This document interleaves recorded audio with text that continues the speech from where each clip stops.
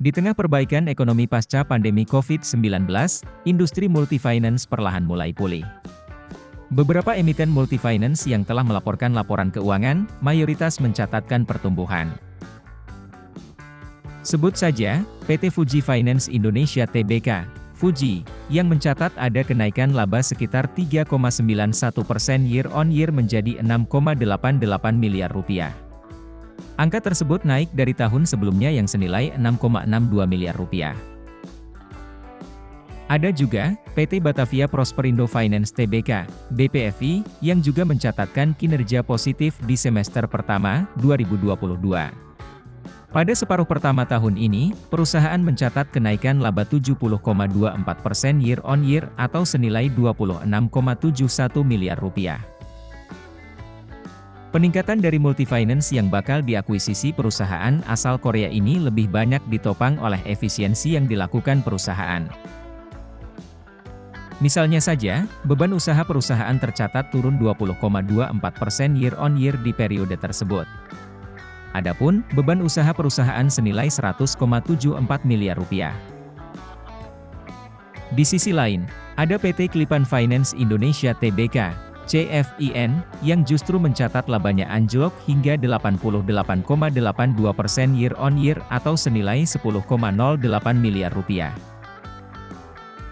Direktur Utama Klipan Finance Haryanto Citoharjojo bilang penurunan laba paling banyak karena penambahan pencadangan karena tahun 2021 sempat melakukan hapus buku atau write-off akibat pandemi.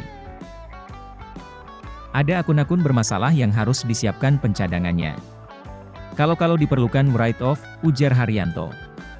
Oleh karenanya, Haryanto optimistis Klipan Finance masih bisa mencapai target laba tahun ini senilai 144 miliar rupiah. Rinciannya, laba di kuartal 3 nanti bisa mencapai 70 miliar rupiah hingga 80 miliar rupiah dan di kuartal terakhir tahun ini bisa mencapai di atas 100 miliar rupiah menuju target 144 miliar rupiah. Dari beberapa emiten yang telah melaporkan kinerja tersebut, analis Kiwoom Sekuritas Indonesia Abdul Aziz bilang secara kinerja saham CIN dan BPFI masih menarik untuk dicermati. Alasannya, volatilitas pergerakan sahamnya masih cenderung wajar. Bisa dicermati tetapi menunggu momentum adanya technical rebound. Secara valuasi kedua saham ini masih cenderung murah dan dapat dikoleksi jangka pendek hingga menengah, ujar Aziz kepada Kontan, Rabu 27 Juli. Tetap perhatikan resiko volatilitas harga yang tinggi, imbuh Aziz. Secara umum, Aziz melihat sejatinya industri multifinance saat ini terlihat menarik.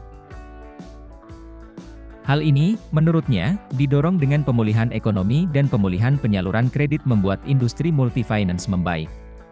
Sementara itu, Vice President Infovesta Utama Wawan Hendrayana sependapat bahwa dengan perbaikan ekonomi dan kenaikan penjualan kendaraan bermotor, otomatis kinerja daripada multifinance ini seharusnya baik. Hanya saja, Wawan berpendapat industri ini masih dibayangi dengan kekhawatiran kredit macet. Terutama ketika ekonomi tiba-tiba bergerak di luar ekspektasi, atau misalnya dari sisi pembatasan kembali aktivitas masyarakat oleh kenaikan angka COVID-19.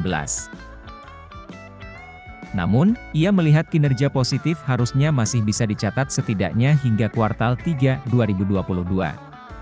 Meskipun secara prospek dari emiten multifinance baik, Wawan mengingatkan, untuk melihat saham sektor ini juga perlu dilihat dari sisi fundamental perusahaan serta likuiditas sahamnya. Sayangnya, Wawan melihat sisi likuiditas dari sektor multifinance ini kurang menarik karena secara kapitalisasi rata-rata kecil. Ditambah fundamental masing-masing emiten itu berbeda-beda. Jadi kalau investor mau masuk ke sektor ini ya kalau pertimbangan dari tiga tadi yang menarik prospeknya aja nih. Kalau fundamental dan dari sisi likuiditas itu yang harus dipertimbangkan, imbuhnya. Wawan juga menyoroti saham BPFI yang bakal diakuisisi oleh perusahaan asal Korea yang menurutnya itu langkah untuk ekspansi dan bersifat jangka panjang. Sehingga kalau mau ikut masuk harus mempertimbangkan jangka panjang juga. Tapi ya tadi resiko utama itu ya tetap pada kalau sekarang apakah pertumbuhan ekonomi akan sesuai target atau tidak, imbuhnya. Untuk saham di sektor multifinance, Wawan lebih merekomendasikan saham PT Adira Dinamika Multifinance Tbk, ADMF, yang merupakan anak usaha dari Bank Danamon. Sebab, emiten ini konsisten memberikan dividen yang besar. Tapi ADMF itu pergerakan sahamnya bisa dibilang tidak kemana-mana, tapi yang bisa diharapkan ya dividennya. Bisa 5% hingga 6% itu dividennya lebih tinggi dari deposito tiap tahun, pungkasnya.